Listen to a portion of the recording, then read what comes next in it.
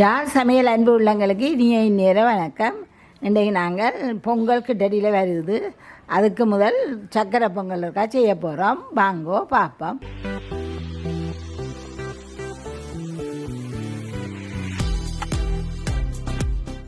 அரிசி 1 கிலோ அரிசி. இதுதான் பொங்கல் அரிசி. பொங்கல் அரிசி என்று கேட்டிங்கன்னா இந்த அரிசி அந்த தீட்ட அரிசி முழுப்பச்சை அரிசியை எடுத்து தீட்டி தருவணும். தீட்டல் அரிசி என்று கேட்டிங்கன்னா தருவணும். சர்க்கரை இது அரிசி 1 கிலோண்டா இது 1/2 கிலோ. பயறு 1 சுண்டு, ஒரு சுண்டு. தேங்காய் பால் 1 தேங்காய் எடுத்து 2 பால் எடுத்து வச்சுருக்கிறோம். இது பசுப்பால் பொங்குறதுக்காக முதலாவது தண்ணிக்காக விட்டு கொதிக்க வைக்க போகிறோம். நெய் கஞ்சி உப்புலாம் முந்திய வத்தல் அதில் வறுக்கிறதுக்கு நெய், முந்திரி, திராட்சை, இது சர்க்கரையும் ஏலக்காயும் போட்டு அடித்து வச்சுருக்கிறோம். உப்பு கொஞ்சம். இப்போ நாங்கள் அடியில் கற்பூரம் போட்டிருக்கிறோம். இது ஒரு கட்டி கற்பூரத்தை தூள் தூளாக்கி உள்ளுக்குள்ளே போட்டு வச்சுருக்கணும். ஒரு பேக்கெட்டை வாங்கி தண்ணி கொதிக்கட்டும். நல்லா தண்ணி கொஞ்சம் கொதிச்சு கொண்டு வர நாங்கள் தான் பசுப்பாலை விட போகிறோம். அரை கொதியல் கொதிக்க விடுவோம். இதில் மஞ்சளில் மாவில் எண்ணெயிலே இப்போ மஞ்சளிலே எடுக்கிறாங்க. மாயில் எண்ணெயில் இருக்கோ அதை நீங்கள் கட்டுங்க. மஞ்சளில் இல்லை மாவில் கட்டலாம். பொங்கல் சந்தைன்னு சொன்னால் எல்லாம் கொண்டு வச்சு விற்பனம். இது 1 கிலோ அரிசி, 1/2 கிலோ சர்க்கரை, 1 சுண்டு பயறு. தேங்காய் வந்து ஒரு தேங்காய் பால் எடுத்தாங்க. இப்போ நாங்கள் இந்த தண்ணி கொதிக்க முதல் இந்த இதை கழுவி இருக்க போகிறோம். பயறு கழுவ மாட்டோம். பயறு கழுவி காய வச்சு அதுக்கு பிறகு தான் வறுத்து குத்துனாங்க. இதுக்குள்ள எந்த விதமான கல்லும் இருக்காது. அப்படியே இது கழுவ மாட்டோம். இது அப்படியே தான் போட போகிறேன். இதுதான் இது இருக்கா கழுவி போட்டு கொண்டு வருவோம். தண்ணி கொதிக்க முதல்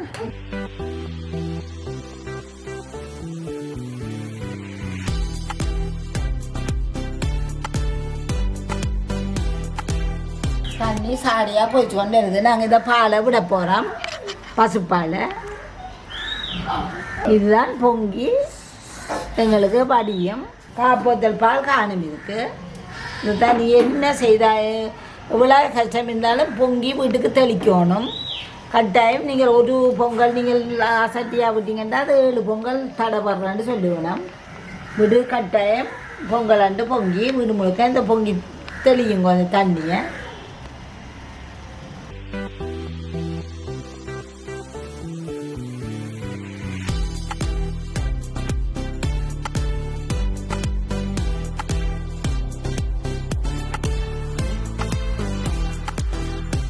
பொங்க போது பாருங்க. கிழக்கு பக்கம் சரி கிழக்கு பக்கம் தான் பொங்கி வடியுது சொல்லுவோம். கிழக்கு பக்கம் பொங்குறது இந்த பொங்கி வடிகிறது நல்லமட்டு. நாங்கள் இந்த மேற்கு பக்கம் கொஞ்சம் கூட எரிச்சோம்ட்டா அங்கால்தான் வடியுது பாருங்க. கொண்டு போய் ஒரு சமி ஊதியெல்லாம் கொட்டியாச்சா? எல்லாம் கொட்டிட்டா. பொங்கி இது ஊற்றிட்ட பிறகு நாங்கள் தண்ணியை கொஞ்சம் எடுக்கணும். கிழக்கு பக்கம் இப்படி முந்தி எங்கட அம்மம்மாண்ட காலத்துலாம் இப்படி பொங்கி வடிஞ்சோடனே வெடிச்செல்லாம் சுட்டு பெரிய சத்தம் போட்டு கொண்டு இருப்பினோம்.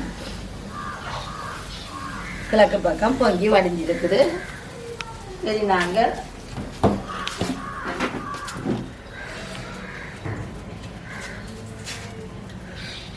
இதுக்குள்ள மேலதிகமான தண்ணியெல்லாம் கொஞ்சம் எடுக்கணும். இது அரிக்கஞ்சட்டி, மண்ணில் செய்த அரிக்கஞ்சட்டி.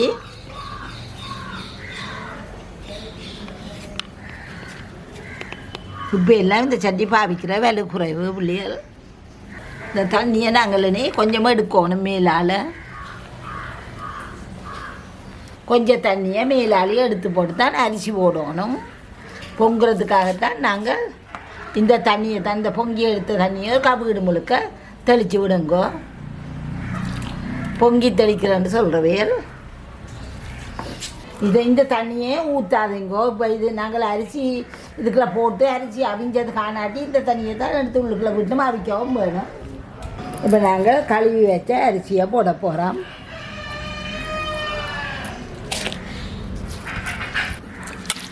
இது கழுவி வச்ச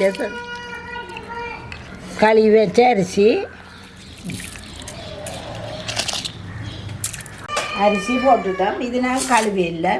இது நாங்கள் பயிரை எப்போவுமே கழுவி காய வச்சுட்டு தான் வறுக்கிறேன். நான் வறுத்து அதை திரிச்சு நாங்களே வீட்டில் திரிக்கிறபடியாக ஒரு மண் கட்டி இல்லை. இதில் நாங்கள் அதை அரிக்காமையே போடுவோம். அரிச்சு இது நல்ல வாசமாக இருக்கும், கூட மணமாக இருக்கும். தண்ணிக்குள்ள கழுவி அந்த தண்ணியை ஊற்றுறால அந்த மனம் போகும். இப்போ இதை உப்பு கொண்டு கொஞ்சம் துளாவி போட்டு இதில் இன்னும் கொஞ்சம் தண்ணியை நாங்கள் எடுக்க வேண்டி வரும். இது நல்லா நீ அவிய விடணும், கொஞ்சம் உப்பு போடணும். உப்பு போட்டுட்டு நல்லா துளாவி போட்டு இடக்கிட துளாவுங்கோ. கொஞ்சம் உப்பு போடுவோம். சக்கரை பொகைக்கு உப்பு போட்டால் தான் நல்லா இருக்கும். இப்படியே திறந்தபடி மூடாதீங்கோ. இப்படியே திறந்தபடி அடுப்பை நல்லா இருக்கு அவிய விடுங்கோ.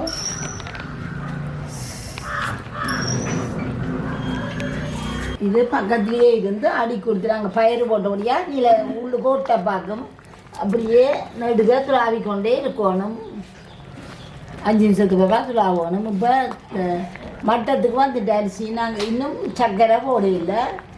இப்போ நாங்கள் நெருப்பை குறைக்கணும். எரியப்படாது, நெருப்பு தணல்லே இருக்கணும், மெல்லிய நெருப்பில் இருக்கணும்,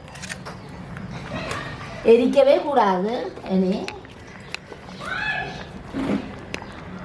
நல்லா நடுவுலையும் கொடுத்து வடிவாக கிண்டி விடுங்கோ.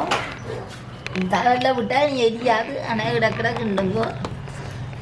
தொட்டு பாருங்கோ. நல்லா அரிசி அவிஞ்சா தான் நீங்கள் சர்க்கரை போடுங்கோ. சர்க்கரையை முதல்ல அவசரப்பட்டு போட்டிங்கன்னா அரிசி அவியாது. இன்னும் இருக்குது, பதம் இருக்குது, நல்லா அவியட்டும். இப்போ நாங்கள் இது கொஞ்சம் நெய்யை விட்டு இவ்வளோ நெய் விட்டுருக்குறேன்.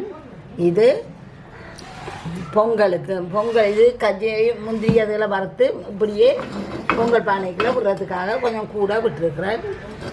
இப்படியே இதில் போட்டு விடுவேன் ஒரு 2 நிமிஷம்.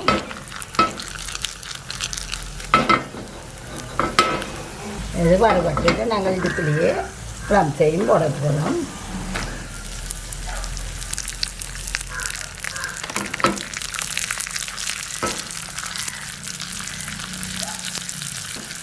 இதை அடுப்பு நிப்பாட்ட போகிறோம். நிப்பாட்டி போட்டு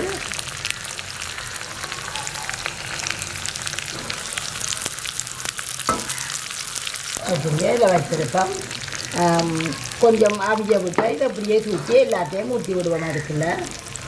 இப்போ நல்லா கீழே இருந்து மேலே அப்படியே திருப்பி விடுங்கோ.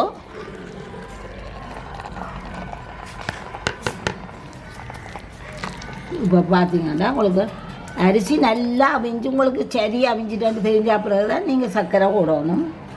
சர்க்கரை கண்டி இருந்துச்சுன்னா நீங்கள் பானி காய்ச்சி விடுங்கோ. இது சரி எங்களுக்கு காணும். இந்த அரிசி அவிஞ்சது நாங்கள் சர்க்கரை போட போகிறோம்.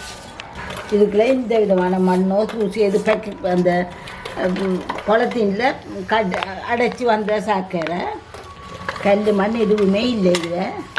இதை போட்டுட்டு நல்லா அமர்த்தி விட போகிறேன். தண்டை வாட்டில் இது அவிஞ்சிரும், கரைஞ்சிரும். இதை நாங்கள் அமர்த்தி விட்டோம்னா இன்னும் நாங்கள் பால் விட இல்லை.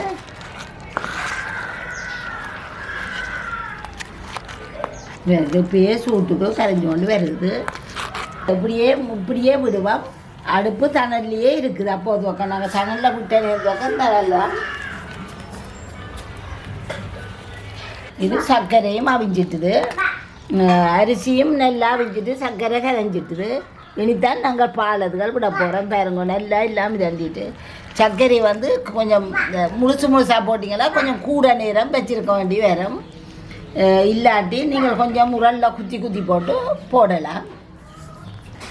இப்போ நாங்கள் முதலாம்பாலை விடப்போம். முதலாம்பாலையும் 2ஆம்பாலையும் ஒன்றா வச்ச நாங்கள்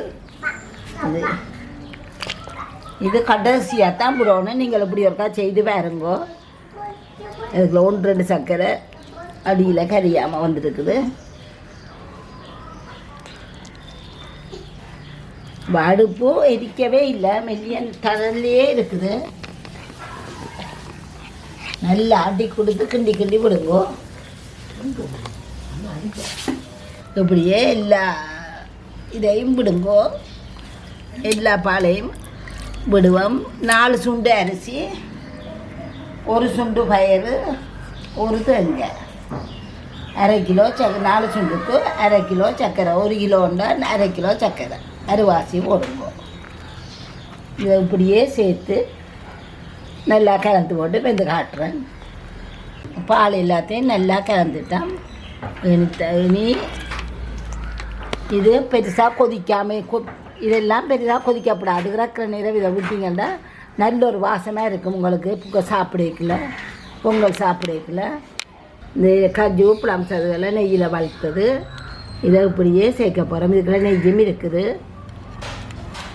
இப்படியே சேர்த்து இதையும்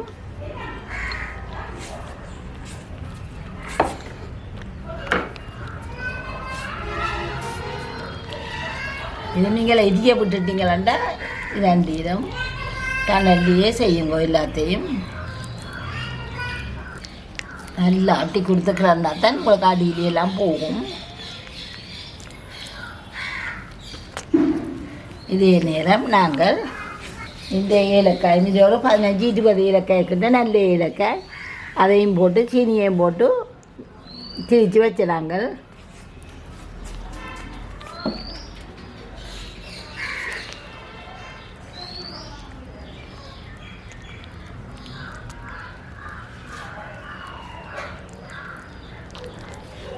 இதே மாதிரி செய்து பாருங்கோ. எரியை மட்டும் விட்டுறாதீங்கோ. அடுப்பு எரியை விட்டிங்கன்னா பானையில் ஒட்டிடும்.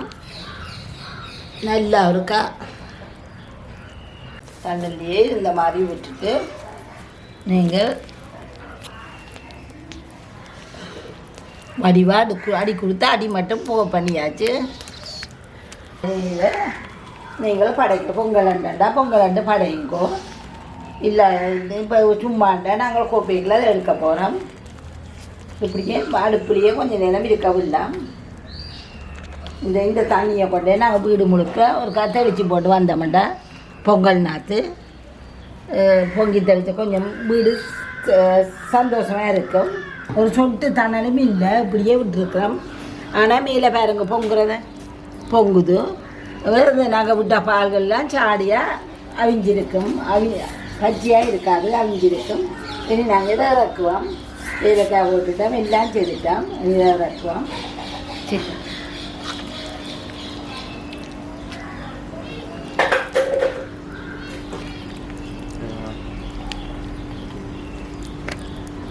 சர்க்கரையெல்லாம் கரைஞ்சிட்டுது. ஆனால் நீங்கள் அந்த கெதியாக கரைகிறேன்னு சொன்னால் கொஞ்சம் குத்தி போட்டும் போடலாம். இப்படியே செய்து பாருங்க. நீங்களும் பொங்கலுக்கு இதே மாதிரி செய்து படையுங்கோ. தண்ணி எடுத்து தெளியுங்கோ. வீடு சந்தோஷமாக இருக்கும், நிறைவாக இருக்கும். அனைத்து அன்புள்ளங்களுக்கும் அன்பான எங்களது பொங்கல் வாழ்த்துக்கள்.